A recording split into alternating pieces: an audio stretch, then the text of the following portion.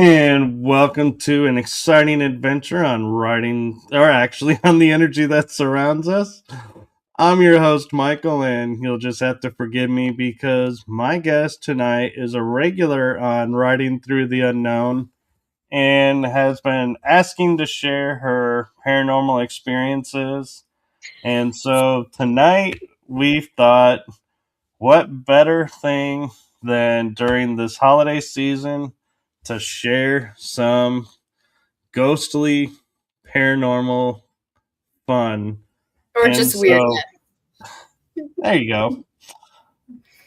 So I am going to announce that my guest is an amazing reader, a seer, a contactee, and an experiencer. And so you guys are in for a huge treat. We always have fun when we're on.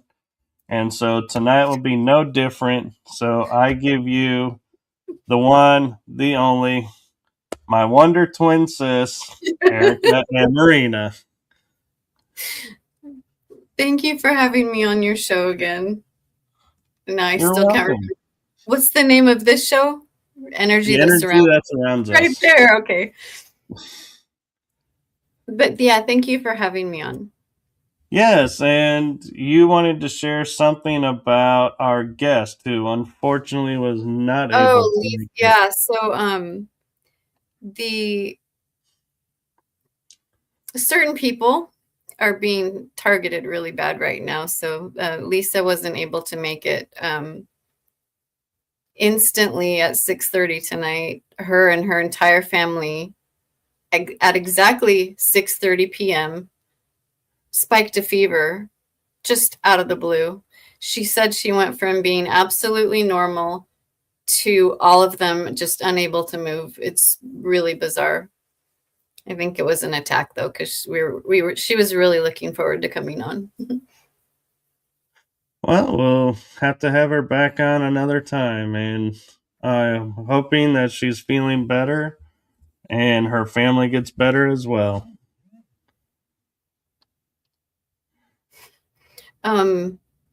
Okay, so you were gonna ask me questions because I have so many like experiences, I can't remember one. So you're gonna have to ask me. So I started working in the paranormal when I was 17 because I always saw everything. And I write about that in my book. But always being able to see spirits on people, entities. I didn't trust humans because humans would come up to me and I would see entities on them and it would scare the hell out of me. You know, like, why do you want to talk to Uncle so and so? Well, I would see creatures or weird monsters or weird, some of them look like octopus, but they were always black. And some people were run by these things. So I didn't know what was going on as a child. It was so confusing. Did you ever see that when you were little?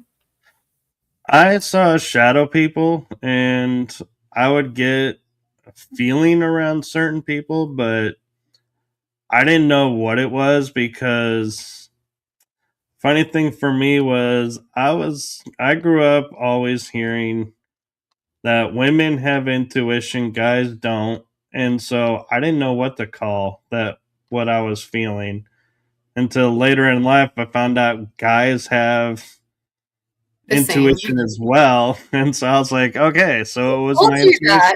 intuition. Who told you that though? Like, I think it was probably adults that I would talk to that they'd always I'm be like, sorry. They were minimizing you. I'll beat them up. so just out of curiosity, what was your aha moment that you realized there was a lot more to this world than met the eye, like the unexplained, that got you to want to investigate it? Oh my gosh. I'm trying to think of ones that I can say on air. Hey, I asked, so you can answer. Yeah, I'm just trying to think of something that I can say without getting your show in trouble. I was young. I was in high school. Um, okay, so I was so haunted. Starting in like 7th grade, and this when I was young, it was all the time. As I grew up, and the adults and social situations in school tell you that you're not seeing anything real, or because I always saw ghosts, or they told me that I was hallucinating, that I was evil. My parents sent me to counseling. They sent me to like Christian schools, but it was just because I saw, and because I could see through the veil. So I think the first really big one was I was sick one night with a fever, and it was usually fevers because it brings you into the in-between state of life and death, and it like opens a psychic doorway. But I remember I was in like 6th grade, and I was waiting for my mom to get some medicine, and I opened my eyes just burning up, and there were a line of people from the side of my bed out my door all the way down my hallway. I mean, I got up to look. They were waiting in line to come ask me for help. I didn't know what it meant. At this time, this was in the early 80s. We didn't have internet. We didn't have books on ghosts. Like my dad had was the Encyclopedia Britannica. I kept looking in there for like ghosts and witch stuff, and like there was never anything paranormal. So I guess they're right. Maybe I am crazy. Maybe I am evil. But my only mistake was just telling my mom what I saw. Because if I wouldn't have told her, it would have been okay. I probably could have just helped them. But when she found out, it scared the hell out of her. She sent me straight into Christian school and counseling. And there was nothing wrong with me. I could just see things. I just want to take a moment and just remind viewers that as much as it's in kind of like what we would call mainstream talk now, when Erica and I were younger, because I can say this because we're both about the same age, so not insulting anybody by going here, but this was not spoken of. And the No, thought of paranormal anything, there were a few people doing it, but it wasn't mainstream it was taboo at until the 1984 when Ghostbusters came out. And then all of a sudden, everybody was, there's ghosts? Wait, what? Yeah. And so when we're talking like before 84, yeah, we had to keep it to ourselves because there was no support Well, system. we didn't even have an idea of what we were seeing. Nobody teaches you what the fuck? Why is there a line of people? Wow, you just made my picture big and it got me dizzy. Thanks. Sorry.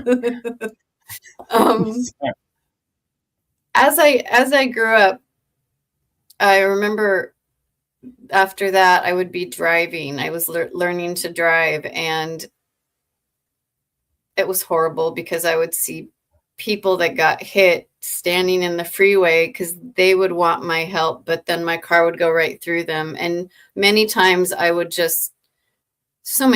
almost crashed because I thought I was hitting someone that wasn't, but I didn't hit anyone. So, and then in high school, oh my gosh, in my high school, I can't even repeat some of the stuff I saw, but I mean, I have a feeling that the high school that I went to, that I'm going to say this as purely as I can. I have a feeling that it was used as a meeting place for not good people to do not good things, that worshipped not good entities. I'll say it. Yeah. So being at school during the day, I would see these things superimposed over my classroom, and some of them were so horrific I would pass out. My teachers all thought I was on drugs, but I always passed the drug test. I was fine. Like, I wasn't on drugs.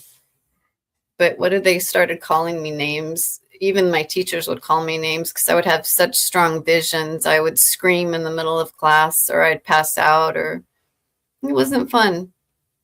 You really get labeled crazy, especially back then when no one knows what to do with you. Boy, I wonder what life would have been like if we had crossed paths back then. But I do have a surprise for you, Erica. Is that good or bad? Yes, it is. I love that. I love that. I love that. One of You my favorite quotes. really should make that your bottom line right here, because fear kills everything. Fear doesn't really exist. Fear was taught to us to control us. If we were living through the natural laws, the natural way of being, we would have no fear, no issues with fear. And it's what these entities that we see, those shadow people that you saw in your room, there you go. Shadow people that and even my grandkids see it, my kids saw those. They're not always negative. Some of them are people checking on us. Some of them are watchers that are supposed to just watch what's going on on the planet. There's like Hat Man, and then the one with the red eyes. They feed off of your fear, but they're not. It's all technology. It's all. I mean, and I'll call dark magic or the occult technology. Everything is a technology in itself, but all these things that it's the reason why they have all these scary movies now, is because they're trying to get us to really believe that fear is, I mean, the more fear that they can like put into humanity, the more they can feed off us. It makes me sick. Yeah. And so. Oh, wow. Wow, how cool. And that's really cool that you got to see it go in and out of the ocean. Not many people see it doing An hour and that. a half, yeah. When I lived in Pacific Grove, right on the water, and if you are right on the ocean, yes, exactly. If you are right on the ocean, you can see a lot. There's a lot of stuff going on over the ocean at night that I won't talk about because it's just so woo out there, but it's like everyone that lives there knows that it's real. Are you by the Catalina Island? Huh? Are you by the Catalina Islands? No, that's south, and that's off of LA area, or even or Santa Barbara area, I think. I was just curious because there's like an underground UFO base there, and so it was just. Oh yeah, I went for a vacation with a girlfriend, and we brought our daughters to Catalina, and yeah, there's off limits places, but we took our bikes, and there's a whole base there, and no good, no bueno. And so, Do you think these paranormal experiences that you had growing up and through high school that they helped forge you into the seer and helper that you are today and the reader? I think always being able to see that stuff helps me as a reader, but I don't believe that they forged me. I think what forged me into wanting to help people was finding out that there's more than the paranormal out there, and they actively want to hurt humanity. And that's what drives me to do what I do now, and to clear people of that. And to, like, when I have clients, it's not just a light session. I'm not just telling them when their next job is or when they're going to fall in love. I'm literally, interacting with someone who's got probably either entity attachments or inner child that is still traumatized. What happens when we have trauma, say at age 5, is that 5-year-old stays inside of us and they're still scared. And so there's that, it stays with you forever, and you can keep trying to stuff those down, but eventually it will destroy your life. So what I do is go in with clients, and we go into those moments where they felt fear and terror, and we change it at that time so that when we come back to the present, that reaction isn't there anymore. There is no past and future. Everything is always happening right now. So if I can go in, and the way I do this is I merge myself with the client, not leaving any residue behind, but it's almost like a plasmic consciousness. Lisa could explain this better. Lisa, where are you? But you can merge with the person, and what I can see is that person's divine blueprint before the matrix got involved, before, like how God intended them.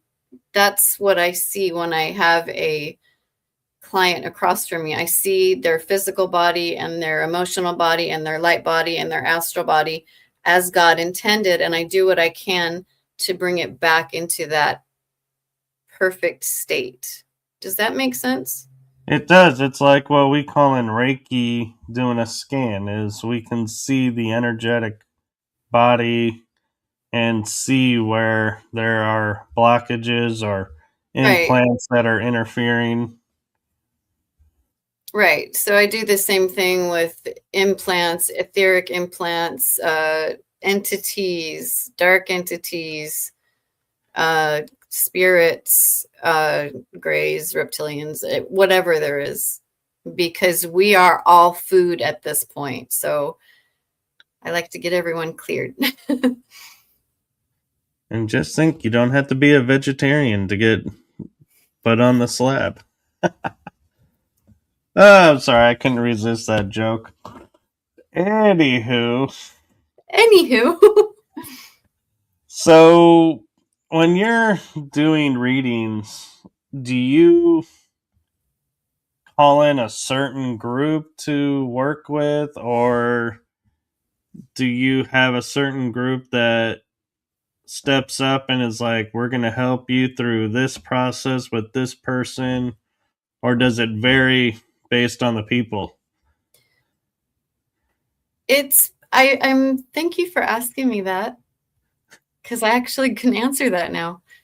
So what I do is, how do I explain this? I've always been connected to my highest self. So I have an open connection with my highest self. My highest self has an open connection to unity consciousness, where all the information of everywhere, everything exists. the Akashic records have false information in them. So I'm not talking about the Akashic records. I'm talking about going all the way up into your highest self and being part of the unified field. So that's where I work from. Now, what was your question again? Because I want to Well, answer it. some people will say, I have guides or say Okay. Lyrans that come in to help me with Yeah. everything. I was asking who works with you and how it's determined. So it depends, like you said, it depends on the severity of the situation and it depends on the client. So my highest self will merge with their highest self because they're asking me for help. So there's no, our highest selves just connect. And they let me know what the person needs at that moment, how far I can go, has, like their higher self will let me know, hey, they're only going to understand you to this level. So be at this level or speak it at this level. But when there's things involved, like they're being harmed by an entity or ghosts or something negative, my highest self is connected to all my star family. And so at this point, in the past, I used to call in my dragon or I would call in my big cats to go do stuff. But since embodying my high self, all I need to do is lean in and say, you know who I am. You need to go. And they go. Because I do know who I am and I'm not afraid. And I speak from experience. I'm not just throwing that out there. I'm talking directly to the entity. Another thing that is weird, and I wrote about this in my book, was I was always able to hear psychically what beings would do, what we're planning to do with me, even if it was like parasitic thought forms, ghosts, entities. They can read our mind, but it was like the moment they would get me, I could cord them back and know what their intentions were. So having that ability, like if you were my client, I would be looking at you, but I would be talking to the entity and telling it where it can go and what it can do. And then I have the person get involved with me because it's, so yeah, it depends. One time I did have to call in the big guns and it got violent, but it's always successful. And I'm very grateful because my team actually does get things done, whether it's just me. I call my team my highest self as part of my team too. I wonder if I should say we or if that would be like mental illness. But No, did but that answer your question? you did, and it sounds like you have the ability to piggyback on their signals and communicate Explain with that. them that way. When you were saying that you can hear their thoughts as they're trying to read your thoughts, it's like you're Yeah. piggybacking their ability. Yeah. And so I know exactly what they're planning to do with the person that they're attached to. So I know why they're there. I know what kind of loosh they're getting. I can tell the person, hey, they're feeding off your guilt. They're feeding off your shame. They're feeding off your fear. They're feeding off your regret. Depends on the person. Once we go in and heal that emotional dense wound that the entity has attached to, it has nothing to attach to, and that person's free forever, not temporarily, forever. There are people that are really good at removing entities. Okay, but the entities are going to come back because what they attach to is our wounds, our insecurities, our fears, our self doubts. And so that's how they stay attached. Right, because it works in the way of, if you're telling someone you have to stand in your power and tell them to be gone, they have no power anymore, and you just go, okay, be gone.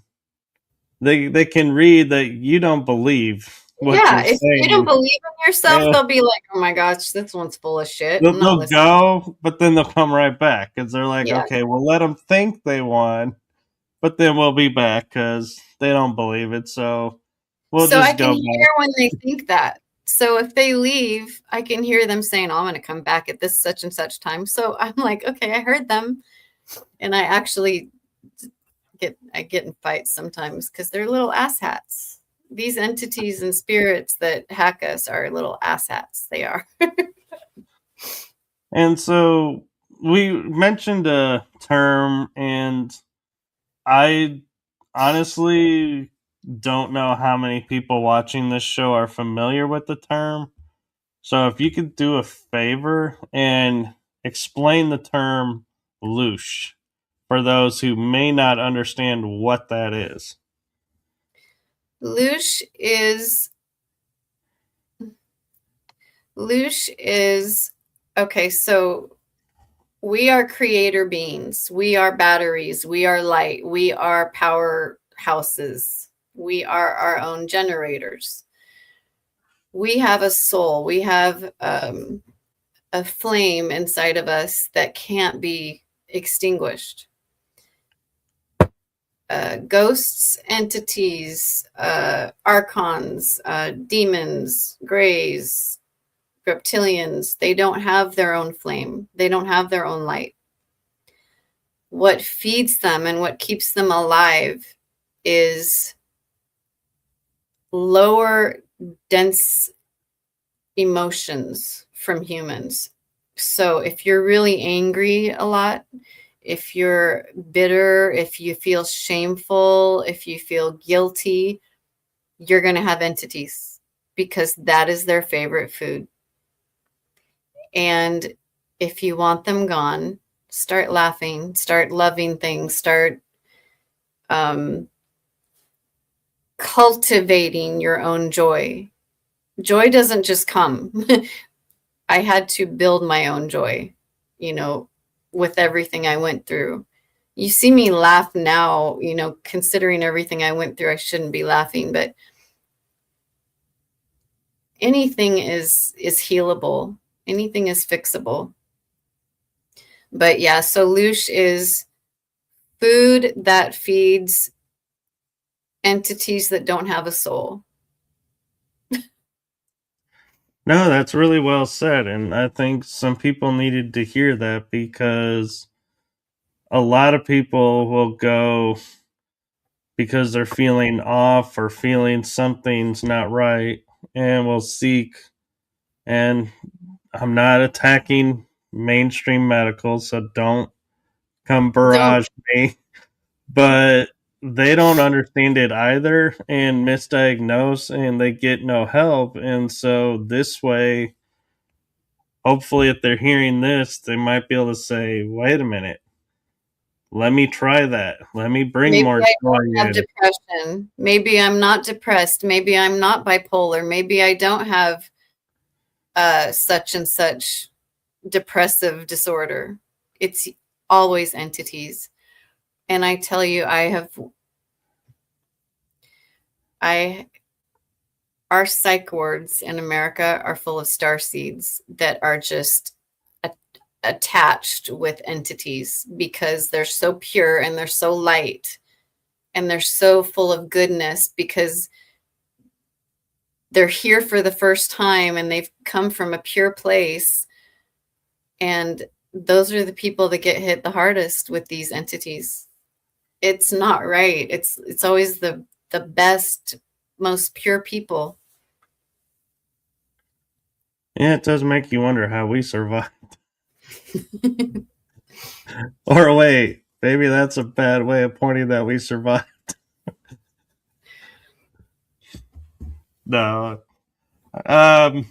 And, you know, as we talk about bringing joy, something that Eric and I talk about a lot, even on writing through the unknown, and when we're talking about much deeper and more triggering topics, that you have to have joy and be able to laugh through all of this, because like she said, surviving what we survived, if we couldn't laugh about it now, I don't think we'd be able to help others, and we wouldn't be where we are today.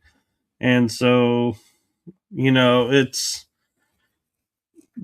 we don't mean it to look like we're kind of like joking and not making Oh, I'm not. and making I told light of my the client that subject.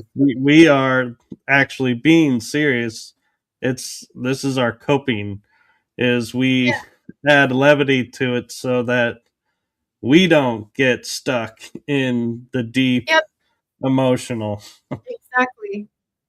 I told my client that yesterday. I said, you know, you see me on these interviews, I giggle, I joke, I laugh, but I have to, because I want people to understand that even though all of these horrifying things can happen to a person,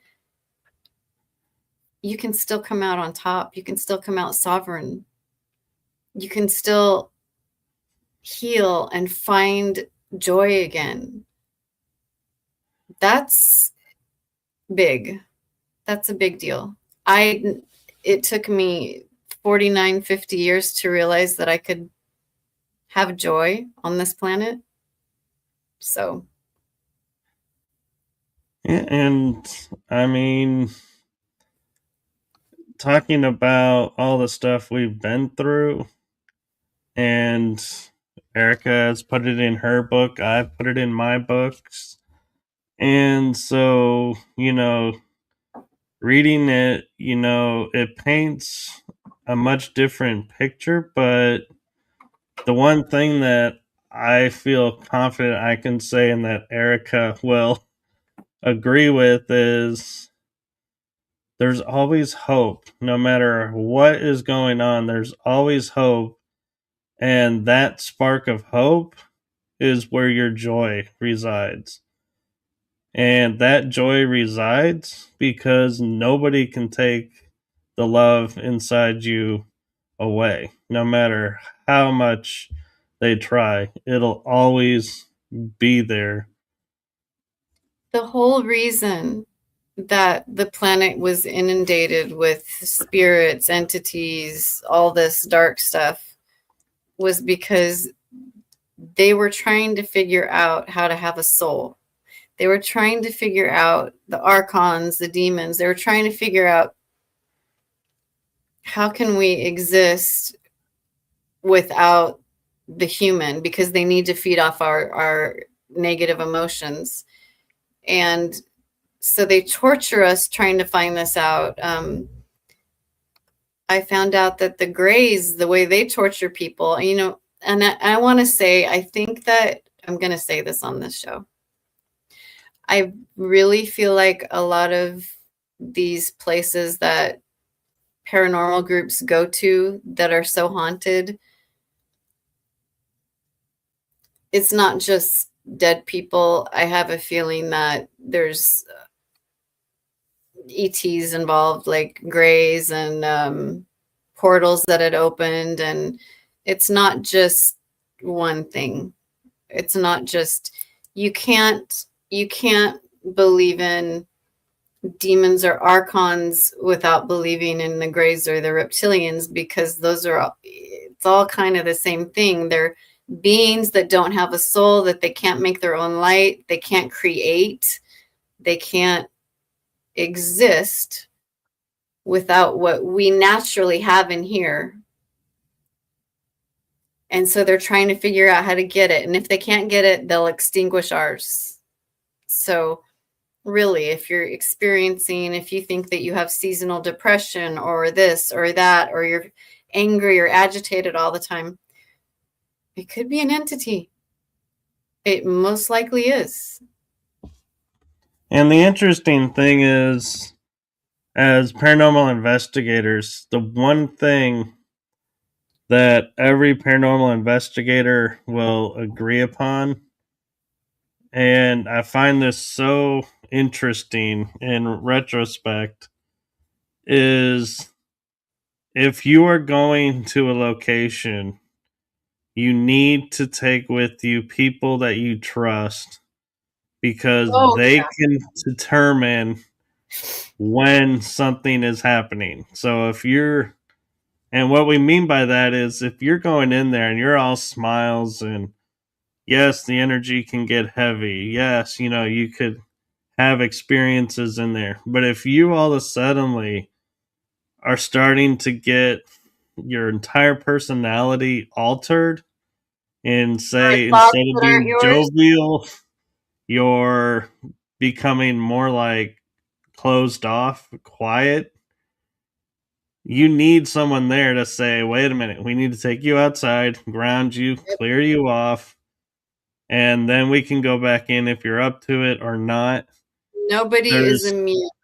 Nobody's and there's immune. no need to be a hero and say, No, "Oh, I can do, I can take this on or that on." no, you don't, because once they're in, these guys can read your mind. Unless you can read minds, don't go messing around with us, because they Yeah. know they they know us better than we know ourselves because they have that advantage of reading our minds and our auras. We all have natural protection from these things.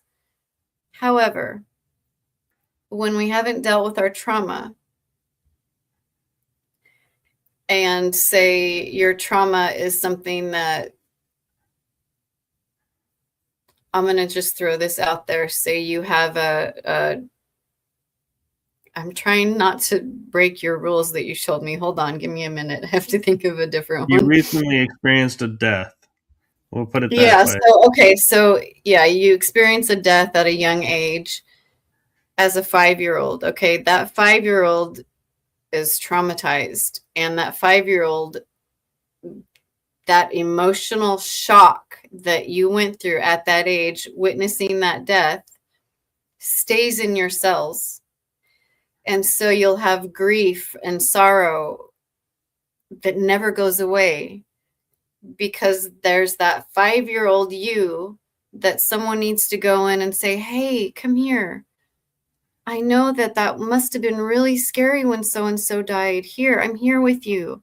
You were never alone. It's okay. You don't have to be scared anymore. And I do this with my clients because there's so much trauma that's happened to all of us. And when we get those child aspects to come back, when we come out of our session, my client won't have that feeling of sorrow anymore. It'll be gone because we found the source of it. But my point was, those insecurities, those traumas leave holes in our natural protection. And we are in a war for our souls. Forget what the cabal's doing. Forget what, we're in a spiritual war still. You have to know who you are. You have to know your baseline, your true north, what your natural energy feels like without interference. And you have to memorize that, because then anything that comes along, any interference, you'll know, and you'll be like, be gone. And that's how you're able to keep clear and navigate this very intense, difficult existence on Earth. And one thing I want to add to that and piggyback off of what she's saying is even the strongest of the strong has an off day, so to speak, to where something can get through your defense. Yeah. And it doesn't mean you've gotten weak. It doesn't mean you let your guard down. It doesn't mean you failed at something. It happens to all of us. The gift of it is how we see it, how fast we see it, and can adapt to it. That's the human spirit. And the human energy is, you know, when something gets through your defenses and you start to feel something. If you can feel it right away, clear it out right away, that is a huge win and a great gift. And if it takes you a week, it's still a gift that you're able to see it, take care of Yeah. it, remove Acknowledge, it. acknowledge this is not mine. And I suggest to people, when something comes in your energy field that isn't yours, say, that's not mine, out loud. Well, unless people are going to call you crazy, but really, that's not mine. That's not mine. And you'll feel it leave. Yeah. These things literally, what Lisa told me tonight, she says that she thinks her fevers came on because last night she saw, ready for this, she saw these, like, remember in Stranger Things, that big squid thing in the sky? She Yeah. saw these dark black things, and they were all going through the sky last night. And she said they had tentacles, they were black. And if you are in a state of disempowerment, these things that fly through, they'll find something to feed off of. We just, and I'll say this again, it's so important to know your true north, your true, who are you without the interference? What does your energy feel like without anyone else's in it, you know? And the beauty of it is you don't have to have people around you constantly. So I will share this experience only because Erica and I have talked about this on other shows. When something is off with Erica, I can pick up on it and will reach out to her and be like, hey, what's going on? And she's like, oh, you could sense that. And, we talk about it and move through it. Or if I'm off, she'll message me and goes, are you sure you're okay? And I'll be like, well, I'm dealing with this. First And you're like, I'm fine, and then, well, yeah, because, still have that quote unquote societal male thing where, yeah. But we're I think supposed to what you're be saying is that when these things happen, it's okay to ask for help. right. They still happen. I mean, even though I teach how to get rid of these things and how to clear yourself, I still get hit. I Yeah, still get hit when I'm caught off guard. and the amazing thing about this is, without giving away too much information, Erica is on the West Coast. I'm in the central US. So, there's more than 1,000 miles between us, but yet energetically, we'll pick up on each other. So Yeah. don't feel like your help is those people that are around you Yeah. constantly. You They can can make a be phone call. anywhere. Yeah, I'll just, like, if I get scared, I'll call, like, if I'm on the road or something, I'll get scared, I'll call you and say, can you watch my back? And he's like, yep. I was Yeah. told of 2 paths of human evolving, the second truth. Yes. I don't know about, the 1,000 years already happened. That was in the past. Yeah. And so, But wait, let me answer sorry. that question. Yes, the archons, the entities have been told that they need to vacate. However, they're kicking and screaming as they go out, and they're really causing a lot of damage. So just keep your eye out. And it's not a good time to go paranormal investigating, Michael Kopf. I'm not right now, actually. Thank you. Maybe Uh, wait. But anyways, everything's going to change in a few days because we've got Blue Star Kachina visiting. we do. And this actually leads to Surface Planet Radio 8806's question really well, actually. Third dimension reality versus higher dimensional. What does that mean? I think he's viewing, when we're talking about the spiritual war, that it's on a dimensional level, and yes, we are talking about third We're density. Yeah, we're in the 3D, yet what we're fighting is in the 4th D, the 5th D. So yeah, Scalar communication. I'm not. I have a little bit of experience with scalar waves, but I I don't it's know. Do kind of you like have more? a communication, like a telepathy, but with it's just a different way. You choking? My throat is getting very dry all of a sudden, and Do you it's have a making me drink? cough. Here. I I normally have a drink, and for some reason, I didn't grab one today. have two. Look at her double fisting it. I'll drink for you. Actually, that can work. Actually, There. that did. That does feel better, actually.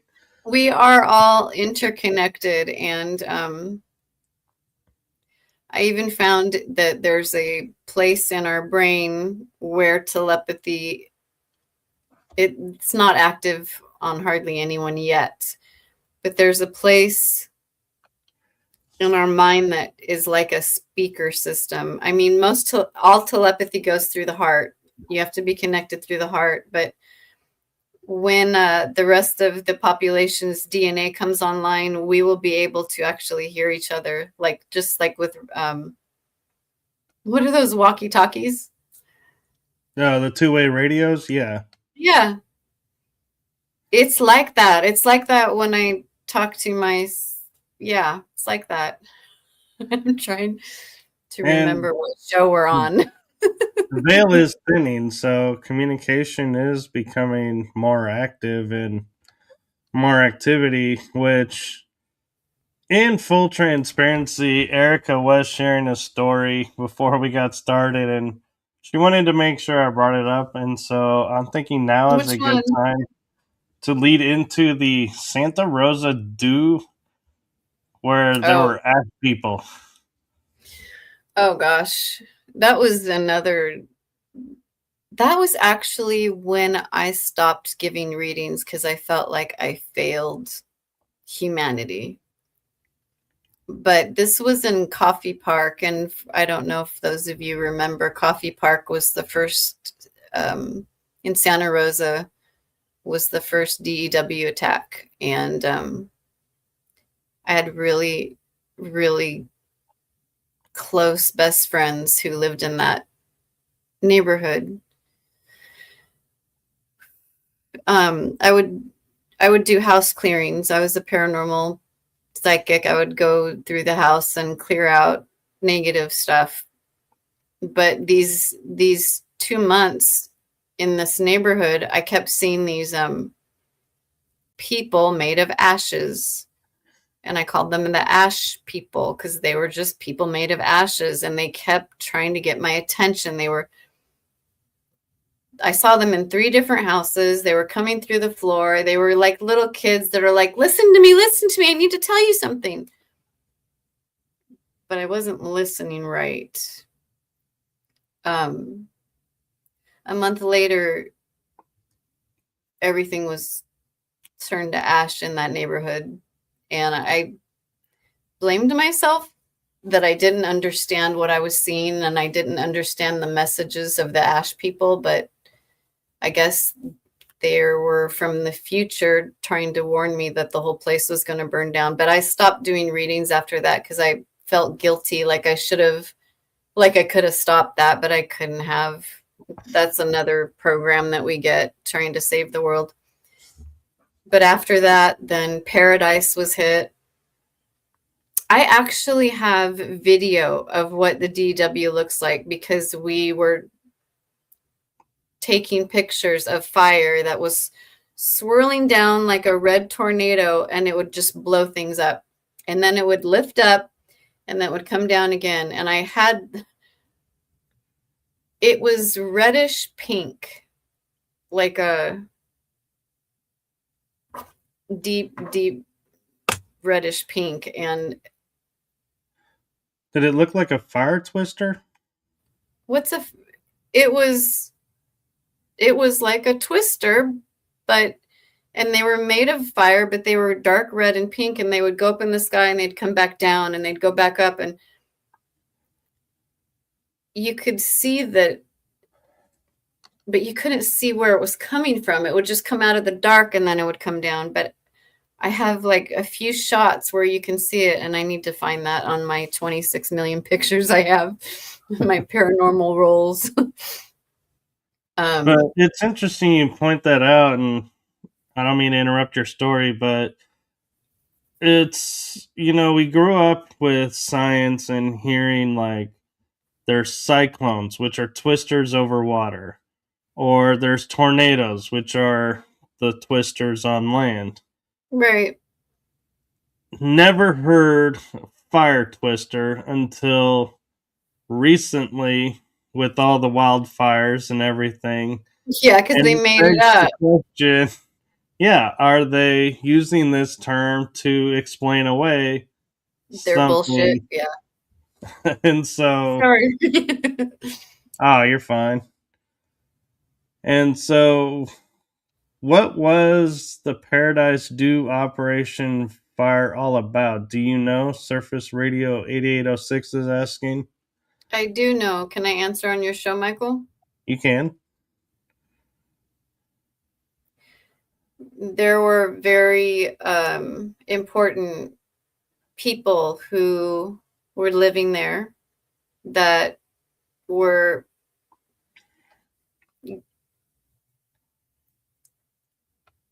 going to help humanity. Oh, she's just talking about the fire twisters. Yeah, so Paradise, there were people from another planet that were helping humanity, and they lived there, and they were targeted. And it was really messed up. I don't want to go into detail. It's very sad. No, it is, and I respect that. And Nancy Noonien Kelly has a question for you, talking back about your experience with the Ash people, saying, unless you're well versed in that kind of happening, how You would you don't. Yeah. recognize it? And she says, I think she's meaning to say you didn't fail anybody. It was just hard because it was my best friend's house, and I had to watch her suffer from PTSD for years, and it broke me. So, and I feel like this is where that adage comes from. Oh, I actually got to use the word adage. which one? The what doesn't break you makes you stronger. I hate that.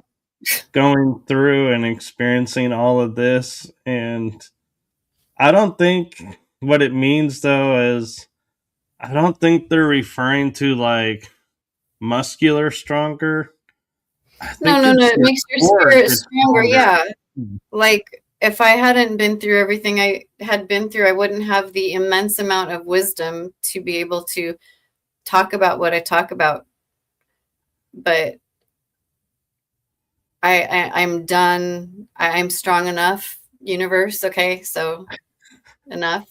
That's all I have to say. Yeah. Like, stop putting us on repeat loop. Yeah, I'm off the strong ride. enough. Thanks. We got it. You can take me off the ride. No, and I'm just curious, with all your experiences throughout your life that you've done with the paranormal, what do you feel like is one that you want to talk about that left the biggest or left a large impact on you?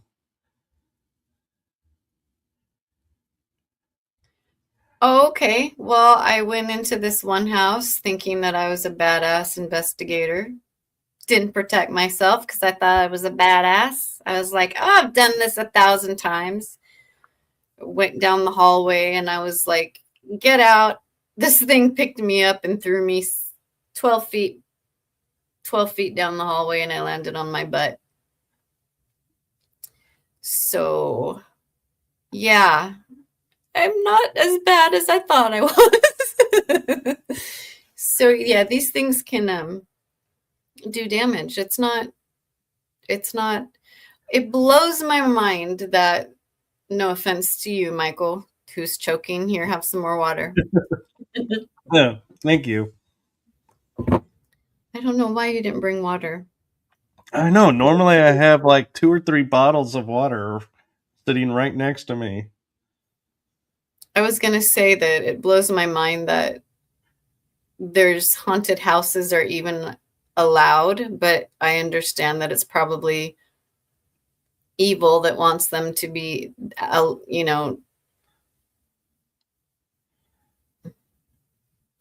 thank you. What was I saying? You were talking about haunted houses that shouldn't be. Oh, they just shouldn't exist. The scary movies shouldn't exist. All of this is to keep feeding these entities that people like me are dying trying to get off this planet. But yeah, just keep bringing them in. What was I going to say? As far as the being thrown down the hallway part, really know what you're doing when you go into a place and you think that you have a grasp on the paranormal, because there's so much out there that we don't know. There are beings out there that you don't even want to know exist. There are beings out there that exist that nobody's told us about, because it would probably cause chaos. So just be careful. Know yourself, know your energy, put your protection on if you're going to go hunting for stupid. Sorry. I'm not trying to offend you, Michael, on your paranormal investigations. It's fun. It's fun to find out the history, but they've just taken it too far, and like it's gotten too dark. That's all I'll say.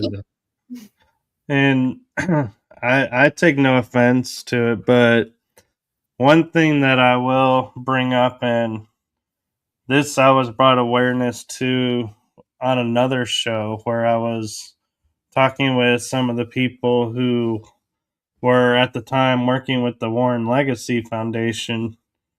And Lorraine and Edward Warren? yes. And they were getting a call from a mother who was concerned about their son acting strange. And they couldn't get out there right away, but they assured her they would come out. Meanwhile, she has another paranormal team come out, and I don't know who it is, so don't hound me for the name of the team, but they come in, investigate, leave their results, and walk away. And don't follow up. And so this is what led her to call the foundation, and they're like, we'll get there as soon as we can. So the next day, she calls up the foundation and says, you can take me off your list. I don't need anyone to come. And they go, no, ma'am, you don't understand. We can totally help. We can be there tomorrow or the next day. And she goes, no, you don't understand. The team that came to investigate told my son he had 70 demons attached to him and had no hope of getting cleared. So he took his life. And to me, that hits a raw nerve because, one, that paranormal team, I highly doubt would know a true demon if they met one. Exactly. Let alone 70 of them attached to one person, which some people are so full of shit. It makes me so mad. I'm sorry. Yeah. This is something I encounter with psychics, with clients who come to me who go to some idiot who thinks because they did ayahuasca twice that they're Captain Psychic Healer. And these people get help from these psychics that aren't psychic. They have a demon, because demons can make you think you're psychic. I'm so done. And you know what I'm really glad about, Michael? I am so glad that the blue kachina is coming, because this means it's the end of the kings and queens.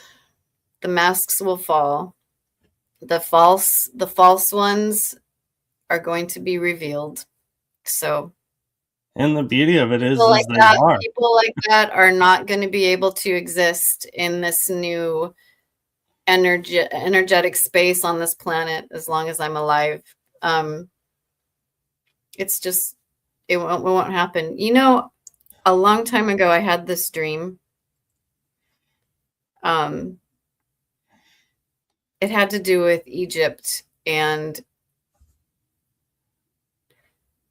I remember this hooded lion or leopard being coming and explaining to me about leopard being black leopard. Well, Sekhmet is, if I remember correctly, that's the name that came to me, is I'll the have to look it feline. up. That's the feline goddess of the Egyptians. So there was this scientist who had been studying some of the writings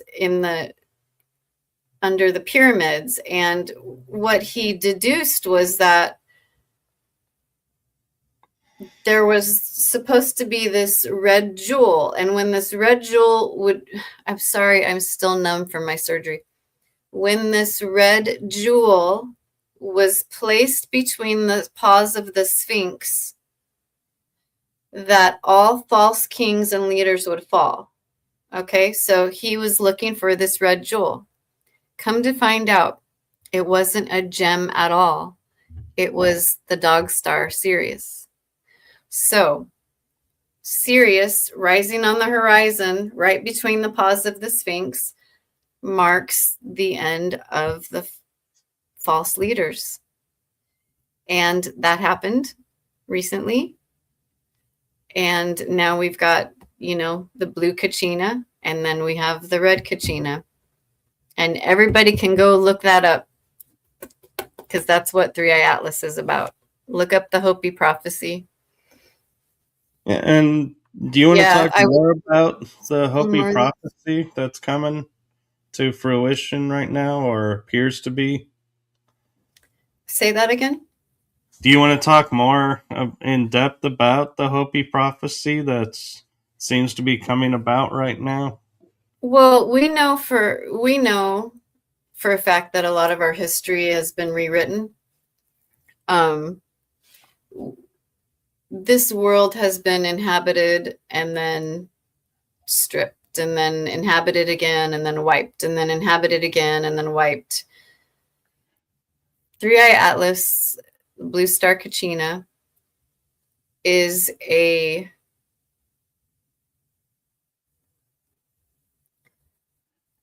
indicator, I guess that's a word I would use, that enough people on the planet have chosen the natural way of love and the natural way of living, that enough people wanted that. And so the kachina comes because there's so much darkness, and there's so much chaos, and there's so much gender confusion, and there's so much corruption, and the original beings that created this heaven. Earth is actually beautiful, beautiful heavenly place, but it was taken over by dark beings. Again, coming back to the dark beings. So as far as the Hopi prophecy, I'm going to try to get this right. The blue kachina heralds that the end times are near.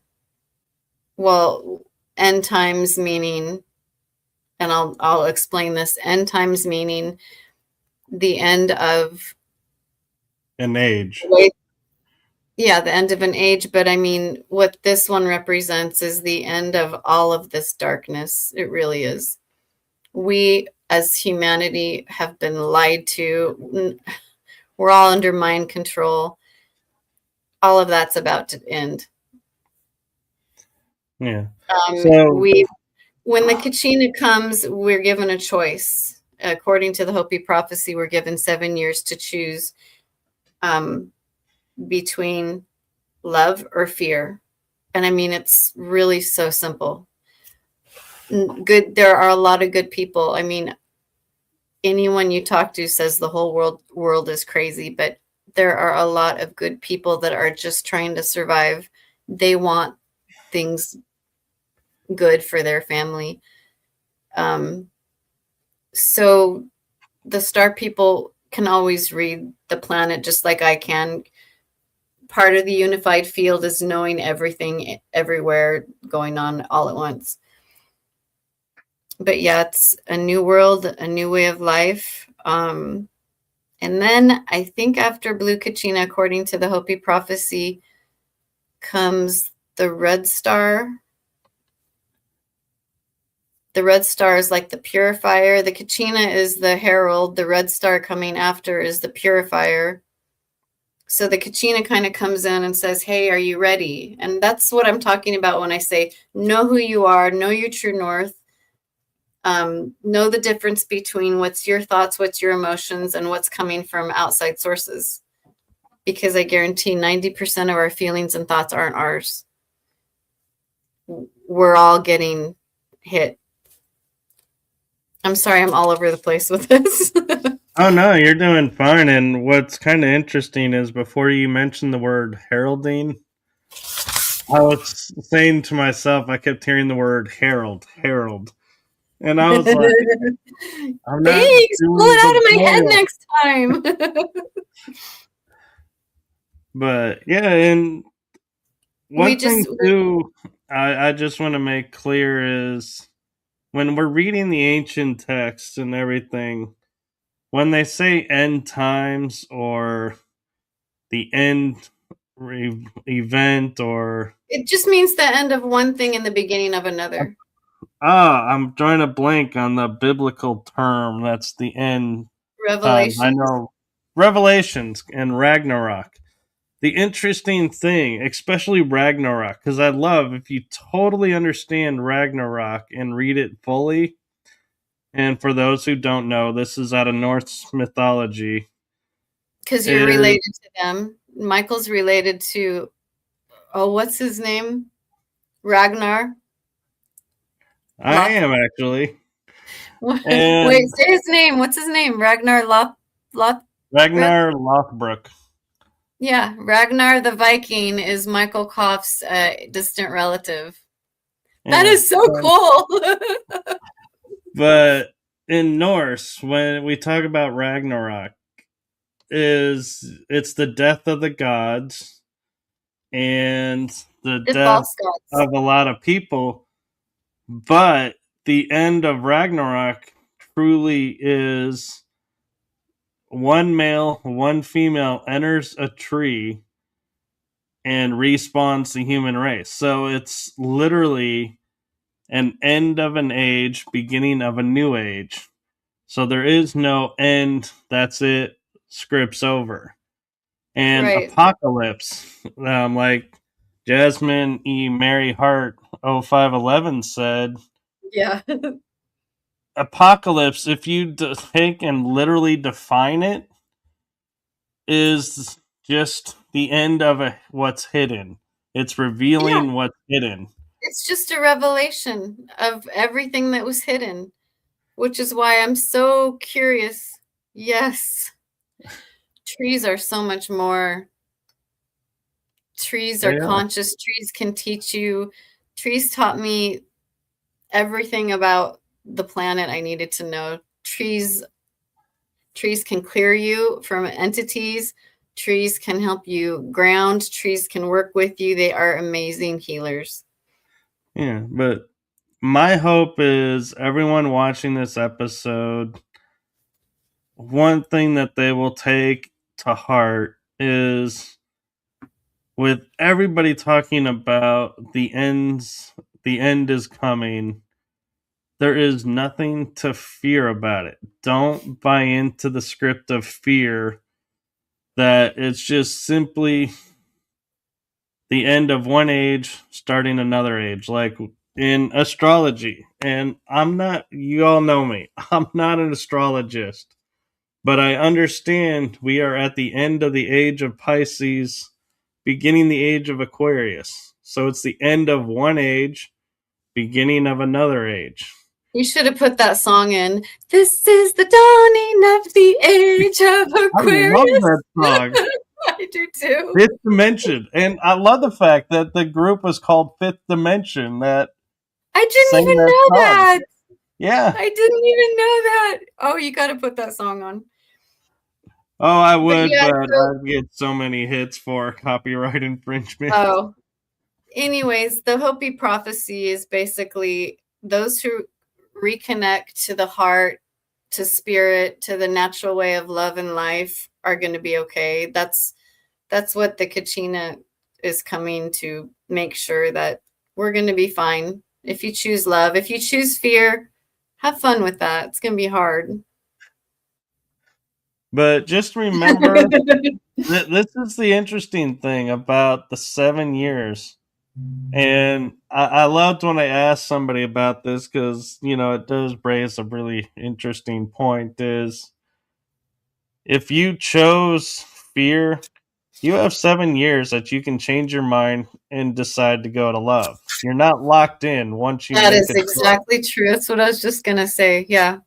And I So said to somebody, I said, well, what if you're in the love, but you choose the fear to be with someone? And they go, why on earth would you choose to go downward instead of upward? And I was like, well, love makes you do crazy things. But she said, yeah, you could choose to do that. And hopefully the both of you would choose love in the end and go jump back. But I have a yeah, you lot of can jump back yeah, and I have a forth. lot of clients who are being put to the test because they're having to choose between their galactic mission and their matrix life that they thought was real, and it's real difficult.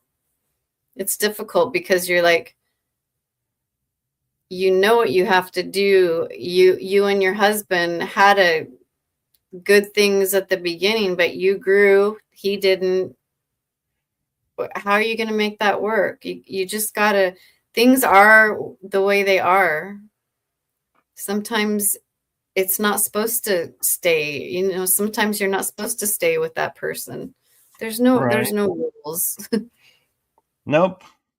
We're all on a path of discovery, a journey Yes. of discovering something new. And I think somebody pointed out it's either every 2,500 or 25,000 years this cycle 26 goes through. 26,000 years, yeah. So just think, Shakespeare put the curse, they tell us it's a curse upon us of may you always live in interesting times. And I don't view it as a curse anymore. I view it as he was a whistleblower and telling Oh, us really? interesting times are coming because let's look at the fact that we are about to experience something that happens every 26,000 years. Not So even. thinking about that average lifespan, even in biblical times, they say it was like 900 years. So this is 1,000 years, yeah. 26,000 years. So that is, we're experiencing something that 27 generations ago experienced. Think Isn't that about crazy how long cool? that is. And that's if we kept to biblical age. Going by Yeah. the age now where it's 100 is a pretty fair. average age, that is 260 generations. Yep. So, I mean, this is not a time where, we have we can go look up a book and go, oh, here's I'll just wait for the next one to what they come. did. You know, I'll we get my don't have a shit together reference next guide. time. There was nothing No. written down to help us go, oh, here's the key to surviving this, or the Well, key to start this. the indigenous people did write it in caves and in signs, and they knew what to look for. They knew that. I think they also talk about the blue kachina is the uncle of two brothers. One of the brothers is the guardian of the North Pole. The other brother is the guardian of the South Pole. And the kachina, the uncle, which is a blue star kachina, meets with the two brothers. And they talk about, this is the Hopi prophecy, they talk about fixing the axis of Earth. Now, when I was talking about Three Eye Atlas months ago, I was talking about how it was going to come through and it was going to turn the universe from 440 hertz to back to 432 hertz. That was my words that I used, but that's kind of the Hopi prophecy too. So I think that's something that I carried in my memory, or because I never looked up the Hopi prophecy until after I said that. And I was like, wow, it's very similar. Very, very similar. And they also the Hopi talked about people who were weak in spirit, people who don't believe that there's a soul in here, that they believe they can do whatever they want. They don't have a good sense of right and wrong. They don't have ethics or integrity. Those people, according to the Hopi prophecy, will be going insane. So, and I'm seeing that in the city right now. I'm seeing people that never had any faith or that never chose to be kind or good, really having a tough time and projecting anger and projecting just drama right now. So the prophecy's true. Like everything George Cavassalis said was true. Everything that and everything I said and the Hopi prophecies, they all match. And we don't know each other. So I think we're all onto something here. I agree. And something that's worth thinking about too as we're going through all of this is, we're seeing systems fall and truth being revealed around what's going on. And so the question it will come down to, are you ready to hear? And not only are you ready to hear, but are you open to hear? That's going to be the What two truth? Open to keys. hear the truth. Is that what you're saying? Well, to hear what's going on.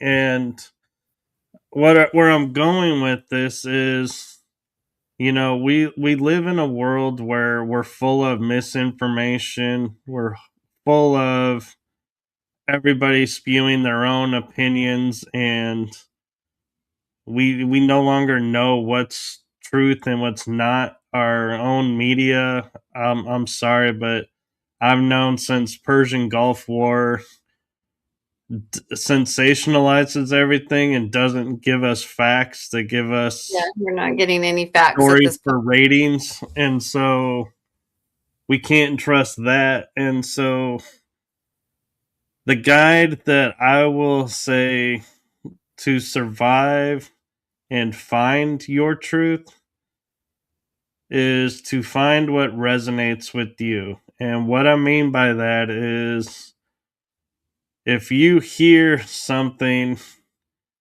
and it puts you in a state of fear, don't pay Or it attention makes to any part of how your body contract. Or it yeah. makes any part of your body contract, which is your body's way of telling you that's not true. Something's wrong with that. Listen to your body. Sorry, I had to But add that. yeah, and if you hear something that inspires you and lifts you up, that's your body's way of saying, this is a truth for you. Mm-hmm. And just be aware and just be cognizant of how things make you react. If you Feel start reacting out of fear, you need to check yourself and see what, when did that start and what are you believing that's not really true? Because nothing should ever put you into fear mode. We're in a time where we're leaving the fear mode to empower ourselves. So that is my hope for everyone, is to take away from this, as well as anything that's unexplained, if it doesn't resonate or it puts you in a bad space, it's walk not your away truth. from it. Don't take it on. You don't have to stand up to it and make it something that it's not. That's not the warrior. And ironically, I just was watching the other night The Way of the Peaceful The Warrior warrior's movie way. again, and But his you have greatest a good truth, point there. yeah, It's very was true. letting go of his personal fears, and then was able to do anything. Can I say something on that? Oh, by Yeah, the way, I'm going to comment on this first. The AI threat that I had talked about a few months ago, it's over. It was cut. So those the AI threat's done. It was taken care of. What was I going to say now? What were you just saying? we were talking about The Way of the Peaceful Warrior and letting go of the fear and resonating and lifting yourself up and not buying into the fear. I had a point. I just lost it. Let me get it back. And well, and I was talking about how in the movie he is fighting himself, because his self, he had all these doubts and fears about not being good enough, and once And he that's realized just that, okay. I remembered. Thank you. all right, Thank you. Okay, so earlier this year, I had major surgery. I had 2 tumors removed. It is the good AI, not the bad one. yeah, So the beginning of this year was probably February. Um, I had the tumors removed, but they were like, "You're still septic. You're not going to make it." That's when they found that piece of metal. But when they told me that I wasn't going to make it, something switched inside me and I lost all of my fear. And I got to tell you, that's when I started talking on podcasts, because I was like, I'm going to die anyway. I better get this out now. I had no idea that my mission was to speak and to share what I know at that time. But it was not having anything to lose. Like what I was already going to die. So why would I care if people made fun of me when I share stuff? Why not just share my truth? Why not just get my story out there? And now I'm getting better. Well, I'm still swollen, but that's what losing my fear did. I was able to rise out of this being locked in this prison that the Greys had me in. They had implants in me so badly that no matter what I did, I failed. No matter what I tried to love, I hurt. They had me completely inverted. It's just fear. When you don't have fear, nothing can touch you. It's like even with these negative entities I'm talking about, you don't go up and face them, but I mean, they can read your mind. They can go deep, deep and look for a fear of yours. But because I was dying, I let it all go. Does it make sense what I'm saying? It So I does. had none. It's like when you think about the military or agencies where you work with them and they're like, "Oh, you have to sign this non-disclosure under Yeah. penalty of you can be killed." So the threat of dying keeps you silent. Well, if you already Just the are opposite. announced you're gonna die, it's like, well, is it better to go out being sick from this or speak my Yeah. truth and they take I me was out? In like, which you know case, what? Because I either knew, way. because I had that, yeah, I had that programming. If you talk, you'll die. So I'm like, well, I'm dying anyway, so I might as well talk. And sure enough, the information that I have been holding on to helps people. Yeah. And Yes, and good for you. Good for you. And I bet you're stronger today. and an interesting thing too is I don't talk about this very often on shows, and so in fact I think this is probably the first time I've ever mentioned it on a show, either mine or somebody else's. But when I was in my early 20s, late teens, I went to talk to someone who was doing some past life regression work, I think it was, and they made a comment to me, you all your lifetimes you have died at the age of 25. And so I thought, okay, so being in my, let's say, 22, Oh, you were hearing, 22 when you found that out? I was like, well, if I'm going to end in 3 years, let's go out with a bang. And I just would do whatever and didn't plan for the future because I was like, it's going to be Me over too. anyway. Yeah, What's the right? point? So, and then what's funny is when I turned 24, I was like, oh my God, this is my last year. And so I was, nervous when I turned 25 because I was like, ooh, is it going to be on my birthday? Yeah, when's Or it gonna be? when is it going to be this year? This is the year. Well, then 25 came and passed, and I turned 26. And I was like, oh, wait, if we go back and we count and we don't say we start at 0 age, we start at 1, Oh my God, you made it then 26. 25 would be 26. And so I was like, maybe that's why I'm still here. This is the year. And then when I turned 27, I was like, you know what? Think I think that it's lady safe to was say wrong. the prophecy has been broken, and I'm stuck here for a while, apparently. So, More, were you but excited? You were like, yeah, I get it. actually, what's funny is at that point, I think I really started to embrace my metaphysical side because I It's something realized, when you lose fear, uh, when you yeah, just it's like this is all new territory. So it's like I don't have to worry about screwing it up because it's all right, new. So, right. So I want to tell everyone, live like you got told you're gonna die, because it's, really live like someone told you you're not gonna live. Live your life like every day is your last. Do everything that you want to do. Do everything that lights you up. Don't hurt anybody. yeah, But you know what I mean? don't go do committing crimes what you thinking. do what would frighten you. If you live, yeah, it's just, it was so liberating.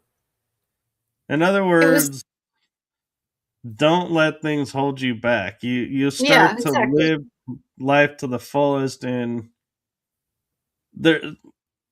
So y'all know I like to go to movies for references.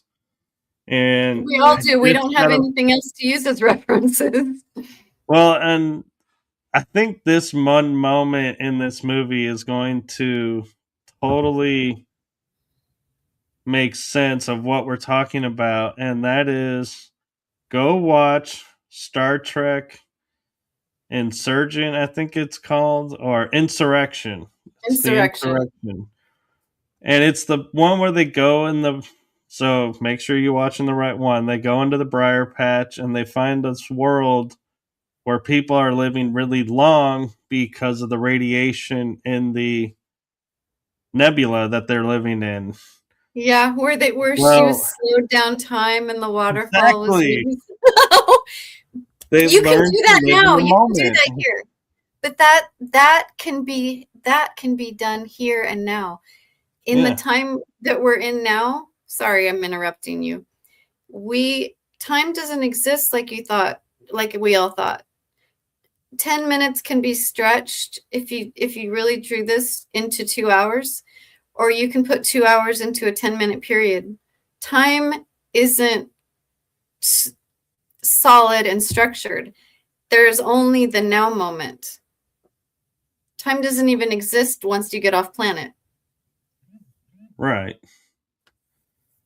And so, yeah, I mean, they learn, and they were like, they learned to live in the moment. And they said, well, aren't you afraid of this? And they said, why? In this moment, it's not a reality. And so they all started to do it. And this other race was trying to collect it, to sell it, and profit off of it. And Jordy had his vision restored that he had never had from birth. And he goes, and I love the line where he sits there and says to the captain, Yeah, when how he's can I looking at the live sunset. seeing this sunset knowing what it costs these people? And it's like, that to me Mm, is a fearless human spirit that sits there and says, yes, I would love to have this, but not at the cost of not at somebody the else. not, oh my god, you got my chills. Yeah. And so we're going to leave you with that because I just noticed we're actually at an hour and 34 minutes. Oh. Oh, well, thank you so much for having me on. I haven't my website is ericaamoreena.com. I have a new website, Blue Star Kachina, coming out. I have a YouTube channel. I can't remember what it's called. If you search Erica Amoreena on YouTube, you Erica will find it. Amoreena, and I think it's Blue Star It is, Kachina on it's YouTube. Erica Amoreena Blue Star Kachina, I believe Yeah. is the So, full title. and I have a lot of new things coming out in 2026. I'm going to be teaching some classes on how to, and I'm also going to be telling my detailed story on my channel. So that'll be interesting. It's for me to be able to heal. I'll tell it as long as YouTube doesn't kick me off. And we all know, let's be honest, if it does, she'll be calling me saying, I need to tell my story What on should your I show. use? But yeah, I'm gonna try to do a lot. So pay attention to my channels if you are so inclined. Thank you. Yes, And I want and to thank you so much, Michael, for being my friend.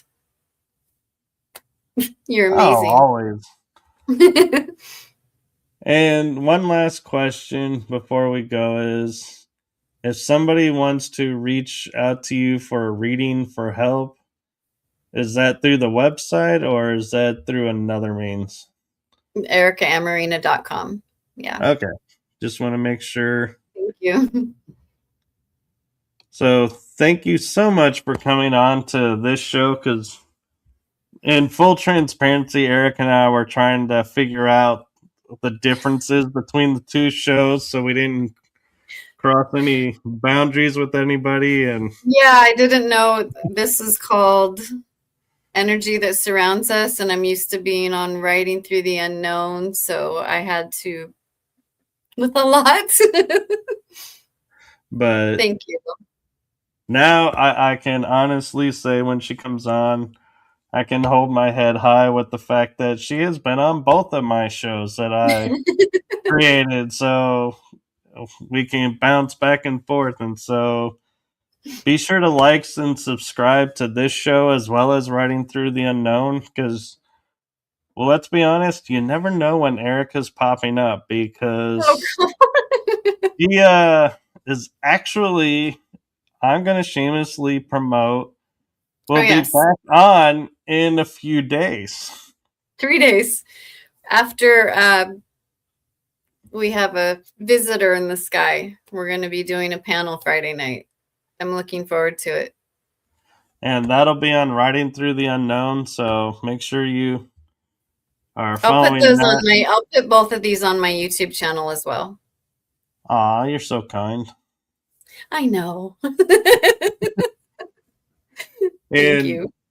we do support each other, so you'll see us like posting to each other's YouTubes or back and forth with stuff, and I will shamelessly promote my limited skills that I have helped Erica with her banner on her page, and I actually gave her the inspirational start to her thumbnail that she's going to be using for her personal stuff. And You're the so, one that gave me guts. I mean, before they told me I was going to die, you're like, you can speak, you can do it. Like, you inspired me to speak, but I was too scared. But then when the doctors are all, you're going to die, I'm like, hey, Michael, I'm going to talk. yeah, she was like, "Are you free next week?" I'm like, no, why?" She goes, "I'm ready." I'm like, "Well, can you give me 2 weeks?" Okay. I mean, my face was like out to here, but I was ready to talk. Yeah. And the funny thing is, when she talked about February with the surgeries, I think it was March, she was on my show and she was like, "I'm ready." Yep. And we, And that was right after they took a screw out of the deepest part of my skull that had been placed there to prevent me from talking. So I just thank you for all your help, Michael. You're you're amazing. welcome. You're amazing. So are you. Wonder Twin powers. You guys can kind of see why we call ourselves the Wonder Twins. Because they're retarded. Wow. Just so you No, know, no, we it's do a, have these conversations. it's a joke.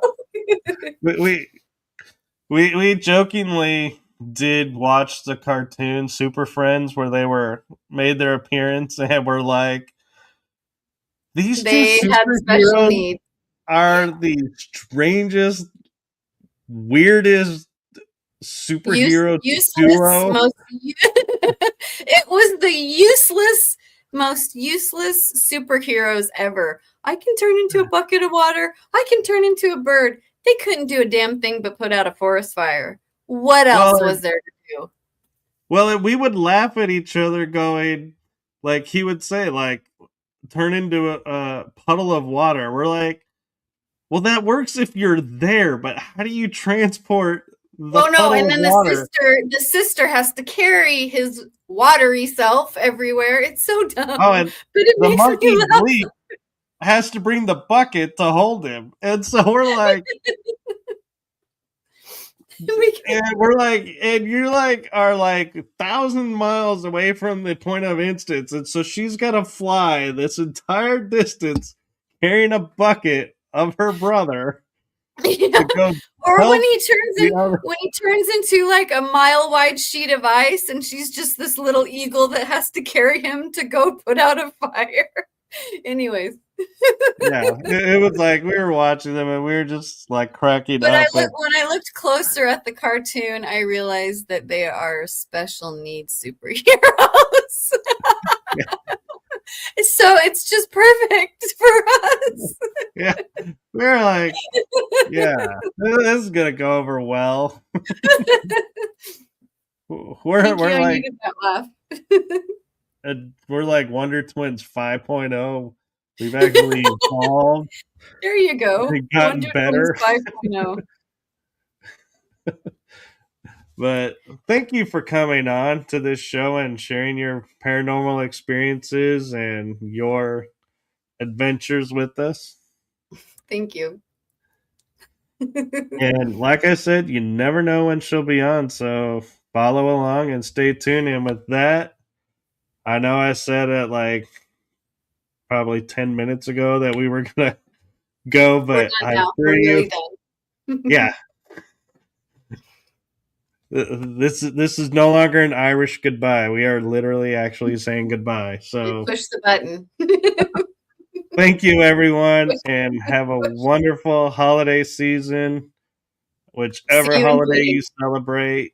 And we will see you on this show actually on on the Friday. 23rd for a channeling session. And that'll be the last show of this season. And Friday, Erica will be on a panel for the women of the SSP on Riding Through the Unknown. And thank you all for watching. Thank you all for joining us on this wild and wacky adventure that we had tonight. I was trying to keep it PC. You And can't beat me. always fun. And so, with that, good night, everyone.